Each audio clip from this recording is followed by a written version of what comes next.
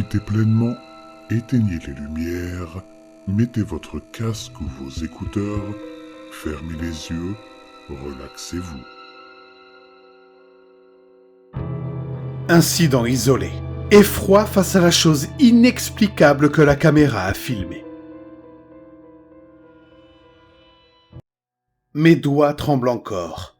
Je n'ai aucune idée de ce que je dois faire maintenant. Ça fait combien de temps? Peut-être 1h30?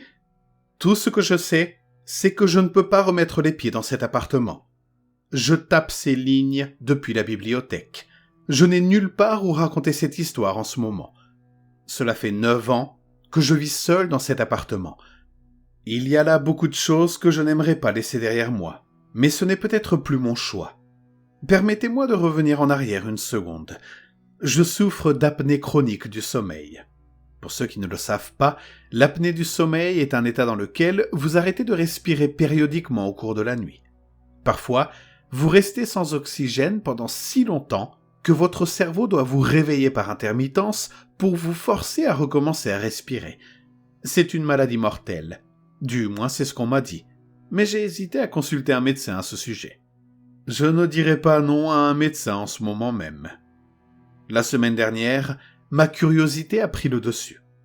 Je savais que je ronflais beaucoup, tellement que les 2 amis avec lesquels je partageais une chambre d'hôtel il y a quelques mois ont dû me réveiller parce qu'ils pensaient que j'étais en train de mourir. Je me suis alors dit que si j'installais une caméra et que j'essayais d'enregistrer le son de mes propres ronflements, le choc provoqué par l'écoute de ce son suffirait peut-être à me donner envie de consulter un médecin. J'étais loin de me douter du choc qui m'attendait. Après la première nuit d'enregistrement, je me suis réveillé comme d'habitude, les yeux bleus. J'ai trébuché jusqu'à la caméra et j'ai éjecté la cassette. J'ai poursuivi ma routine matinale en étalant du beurre sur mes pancakes qui allaient bientôt être cuits au micro-ondes. La bande a fini de se rembobiner un peu plus tôt que prévu, et j'ai donc appuyé sur le bouton de lecture alors que le micro-ondes bourdonnait. Il allait falloir du temps pour arriver au point de la cassette où je m'étais endormi après avoir consciemment appuyé sur Record sur la caméra la nuit précédente. Alors j'ai appuyé sur le bouton d'avance rapide. Il n'était pas nécessaire de regarder la télévision car il n'y avait rien d'intéressant à voir. C'était surtout le son qui me préoccupe. Les habituelles barres statiques déformées dansaient sur l'écran d'une manière qui serait bientôt méconnaissable pour une génération ayant grandi à une époque où les magnétoscopes avaient pratiquement disparu. Entre les barres déformées, je pouvais encore cependant distinguer la silhouette noire de mon corps, allongé dans le lit sur le fond orange foncé du mur, qui était légèrement éclairé par un lampadaire à l'extérieur. J'ai sorti les pancakes du micro-ondes et je les ai posés sur le comptoir d'une main, avec dans l'autre celle du pot de beurre. C'est à ce moment-là que mon regard a été attiré. Sur la télévision, ma silhouette était assise dans le lit. Le pot de beurre s'est écrasé sur le sol, dispersant son contenu sur mes pieds avant même que je ne comprenne ce qui se passait.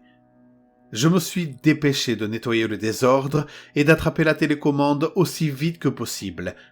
J'ai appuyé sur le bouton Rewind, revenant environ 1 minute avant le moment où ma silhouette s'est redressée dans le lit. J'ai frémi à l'idée de ce que j'allais entendre.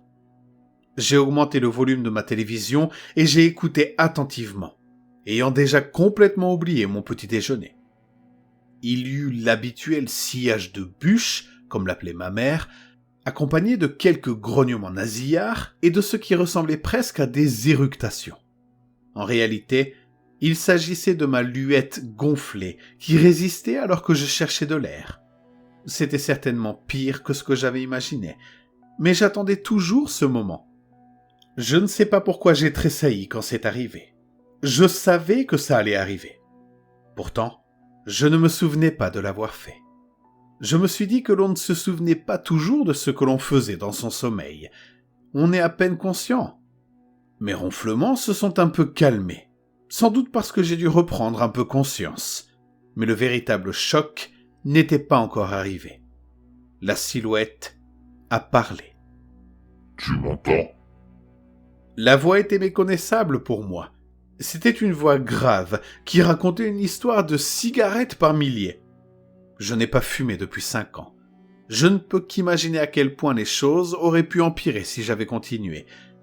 La silhouette a repris la parole avec plus d'insistance. « Tu m'entends ?» Est-ce que je rêvais ? À qui parlais-je ? Ces dernières années, ma capacité à me souvenir des événements de mes rêves s'était réduite comme peau de chagrin. Il y avait peu de raisons de croire que cela aurait un sens. « Je sais que tu m'écoutes, réponds-moi. » Je sais que cela n'a aucun sens. Je n'étais certainement pas en train de me parler à moi ou mon futur moi. Je devais avoir une sorte de délire dans mon sommeil. C'est forcément ça. Il n'y avait pas d'autre explication, me suis-je dit. Il y a bien une explication, a-t-il répondu. Sur ce, on entendit le bruit du matelas qui se déplaçait. Il se tournait pour sortir du lit. J'ai arrêté la cassette. Je n'ai rien enregistré pendant les 2 semaines qui ont suivi, et je n'ai pas réussi à prendre le temps de voir un médecin. Je me suis jeté dans le travail. Je suis resté occupé. Pour vous dire, j'ai même réussi à aller à la salle de sport quelquefois. J'ai surveillé mon alimentation de plus près. J'ai effacé la cassette. Le 10e ou le 11e jour, j'en étais presque arrivé au point de pouvoir passer une journée entière sans même y penser.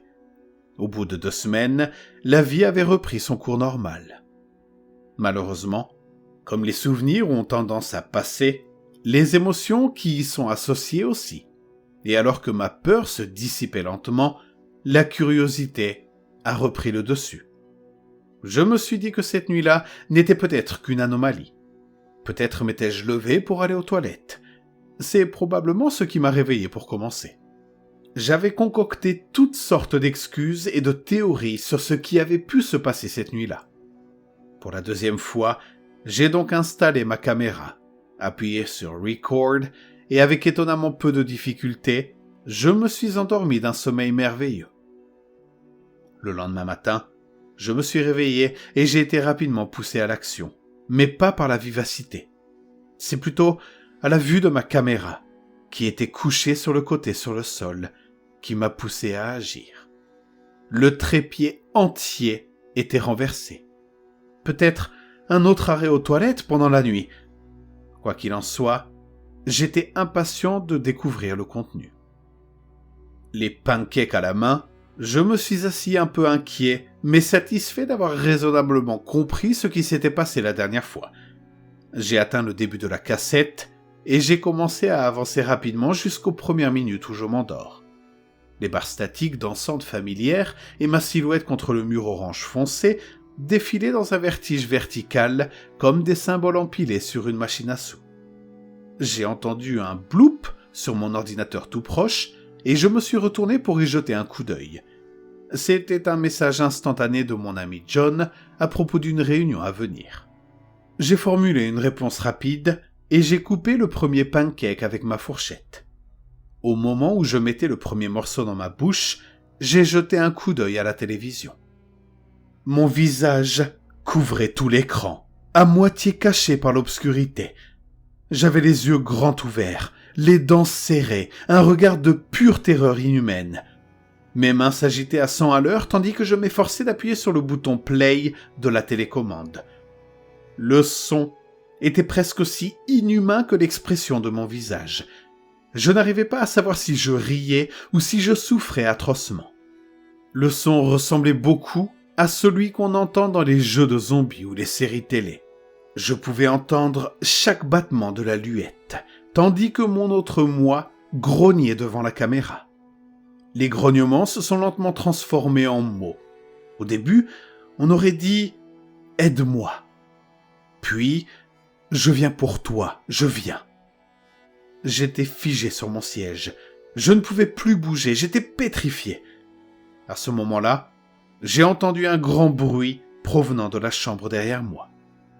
C'est alors que j'ai commencé à agir, mais je ne pourrais même pas vous dire maintenant que c'est moi qui ai fait ce que j'ai fait. Je n'agissais pas en fonction d'un quelconque sens logique, mais par pur instinct. J'ai ouvert la porte de ma chambre à coucher juste à temps pour voir une masse complètement recouverte dans mon matelas, à peu près de la même taille que moi, Soudain, les couvertures se sont ouvertes en grand, mais j'ai à peine pu voir ce qui s'est passé que j'ai refermé la porte et couru pieds nus devant mon visage qui grognait encore sur l'écran de télévision jusqu'à ma voiture. Tout ce que je sais, c'est que c'est une bonne chose que je garde mes clés dans ma voiture. Sinon, je serais en train de courir quelque part sans chaussures. Je suis surpris qu'il ne m'ait pas encore jeté hors de cette bibliothèque. Il ne me reste plus qu'une dizaine de minutes sur cet ordinateur et environ 45 $ dans ce pantalon. Avec un peu de chance, je pourrais peut-être aller chez ma sœur à Eau-Claire. Si quelqu'un voit ce message, ce sont les événements tels que je me les rappelle. Je prie pour que ce ne soit pas le début d'une sorte de pandémie, mais simplement un incident isolé.